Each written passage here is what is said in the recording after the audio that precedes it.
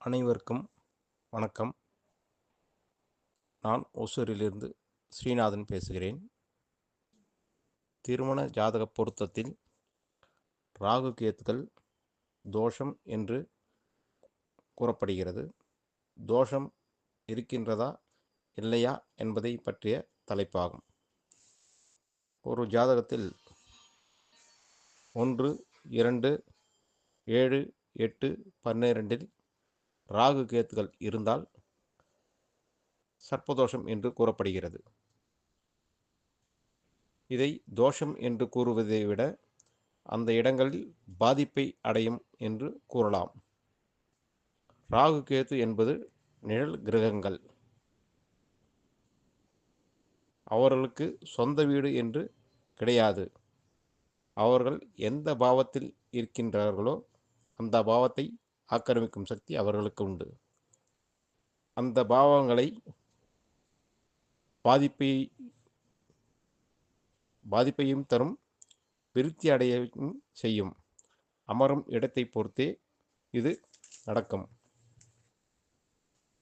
ராகு பகவான் ஆசையை தூண்டக்கூடியவர், கேத்து பகவான் ஞானத்தை தூண்டக்கூடியவர். இவை இரண்டும் அமைந்ததுதான் வாழ்க்கை.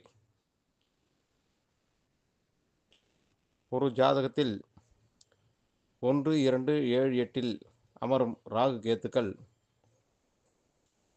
இளம் வயதில், திருமண வயதில் ராகு கேத்துக்கள் தசைகள் வரும்போது குடும்பத்தில் பிரிவினை மற்றும் சண்டை சச்சரவுகள் மற்றும் மன உளைச்சலையும் ஏற்படுத்துகிறது. மேலும் தனது இனத்தை விட்டு வேறு இனத்தில் திருமணம் செய்யவும் வழிவகுக்கின்றது. காதல் தோல்வியை ஏற்படுத்தி வாழ்க்கையை விரக்தி அடையவும் செய்கிறது. முதுமை வயதில் வரும்பொழுது மனைவி இவர் இப்படித்தான் என கணவனை புரிந்து கொள்ளும், கணவர் இவள் இப்படித்தான் என மனைவியை புரிந்து கொள்ளும் நடந்து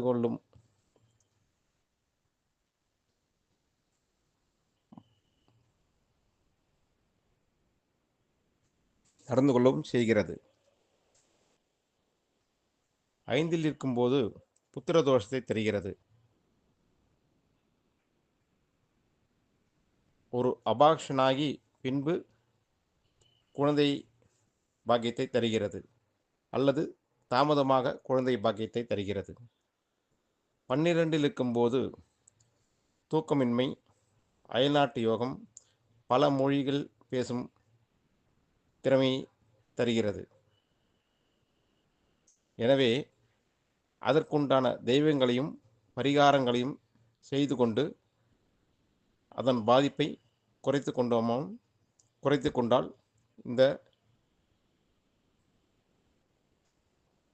பாதிப்புகள் நம்மை ஒன்றும் செய்யாது. பொருத்தம் பார்க்கும்போது இரு வீட்டாருக்கும் இருவர் ஜாதகத்தில் இருக்கும் பாதிப்பு பற்றி கூறி ஒருவரை ஒருவர் அனுசரித்து போக வேண்டும் என்று கூற வேண்டும். இருவருக்கும் ராகு அல்லது கேது தசையில் நடக்கும் போது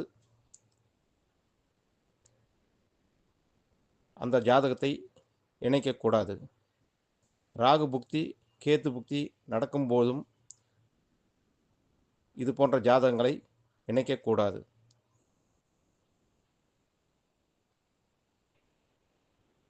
எனது பதிவை நிறைவு செய்கிறேன். நன்றி.